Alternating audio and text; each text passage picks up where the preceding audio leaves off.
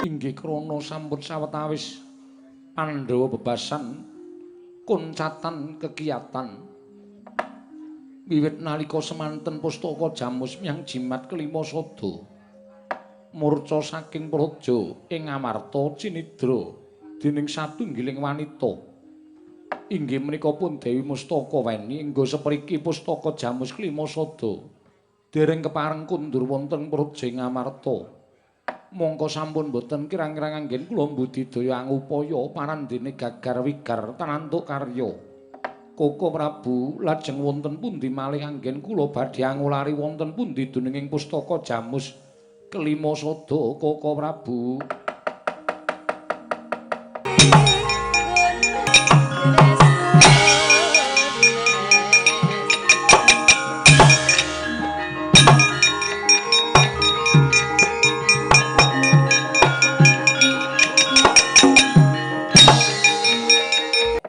Duryudana kanggo eneng apa?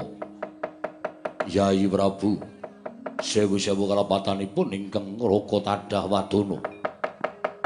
Krana dinten sak mangke kula daya-daya sowan wonten negari Ngamarta mugi andadosna ing kawuningan. Bilih dinten sak mangke negari Ngastina bedah. Lho. Bedah kados pundi? Lho, mangkene piye? Bedah kados pundi, Yai? Wonten parang muka saking negari Ngeloji Tengara. Nadan ingkang ngraka ing Ngastina boten saged nrenggalangi kridhanipun Prabu Bilkedwelbeh. Mila tumunten kula nganthi paman Plasa Jenar supados sowan dhateng negari Ngamarta. Ingkang wigatosipun supados nyuwun senjata pitulung dhateng kadang-kadang kula para Pandhawa. Koko Prabu Ndarawati kula nyuwun senjata pitulung supados Ngastina wangsul wonten pangwaosipun Duryudana. Koko Prabu Werkudara. Nggih. Aja nganti syadi wegah asung mambiyantu kelawan kadangmu Yai Prabu Duryudana. Semono uga Janaka Budhala papakna parang muka ing bedah negara ing Ngastina. Koko Prabu ngestaken dawuh. Ya, ngestake dawuh.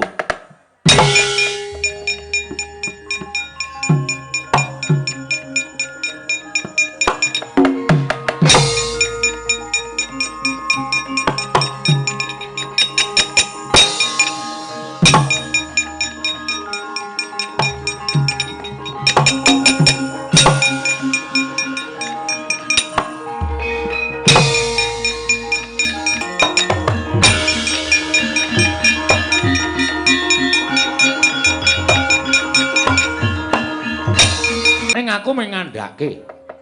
Lah kok dadi barang saiki Sunan Prabu Duryudana nyuwun tulung marang para Pandhawa kok ditulungi.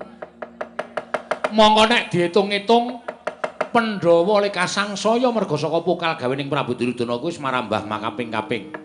Wis ora iso diitung nganggo wilanganing driji merga saka akehe. Nuwun sewu, Raden Janaka kuwi entuk apa? Dipunjung apa? Dening Prabu Duryudana.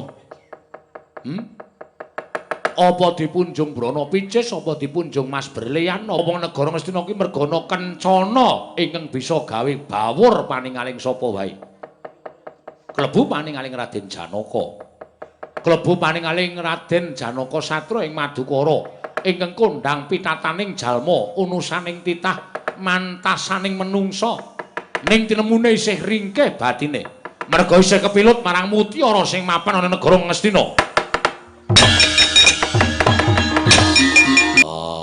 Mirang-mirang ke adiku lanang totoe nyawa. Lho, nek sampeyan ajeng wani karo kula monggo mawon. Wah, mudar kowe.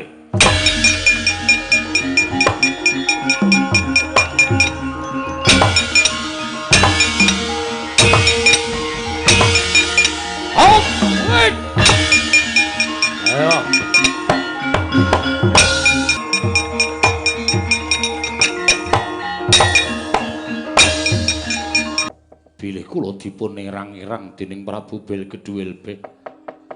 Kula dipun isin-isin dening Prabu Belgedhuelbe. Kowe Prabu, kula lingsem. Werkudara piye? Wah, dugang ora apa-apa. Hak tendang ora apa-apa.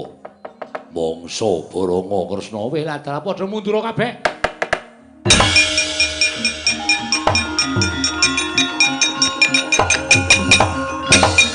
Gadewa Bathara ya jagat pangestu Ngkara.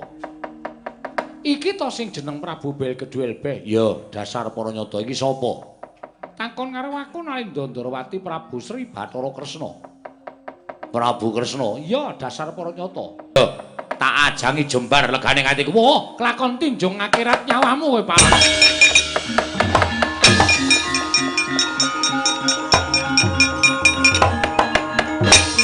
Mung suwe sinten namine Prabu Belgedhuelbe. Diorang yo. Ya.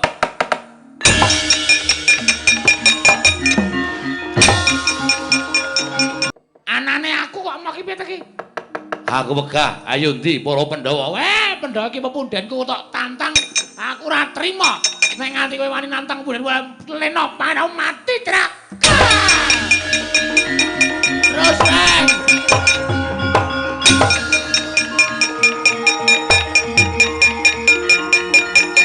Ya, mutar. Wah.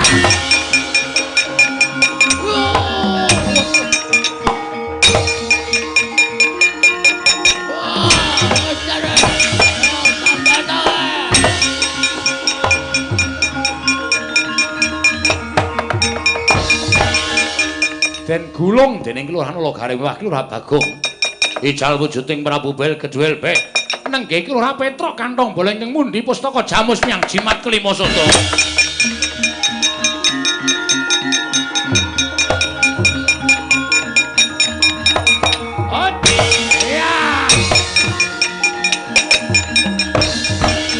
Ngandel ora. Wah. Trembelane iki. Petruk to? Nggih. Aku wis weruh. Ya mung nek ora tak kandhake gareng karo Bagong, kowe ora bakal iso wujud kaya ngono. Lah kok dadi kowe dadi ratu? Jarene wong sing mundi pustaka Jamus Lima Sada niku apa-apa bisa kasembadan. Nalika kula dipun paring kali Ndara Priyambada nalika semanten pusaka Jamus Lima Sada mboten kula kundurke kula gawa lunga. Mulai edan kowe iki. Mula kok pusaka murca pirang-pirang suwene nganti Yai Prabu Puntadewa bingung. Pusaka ndi? Niki napa? Go mrene. Nggih. Tak simpene Petruk. Nggih. Engko sampeyan lunga. Ora. Ya wis yen to pancen kaya mengkono Petruk. Ora ketamung sedhela kowe wis tau ngrasake dadi Nalindra. Nggih.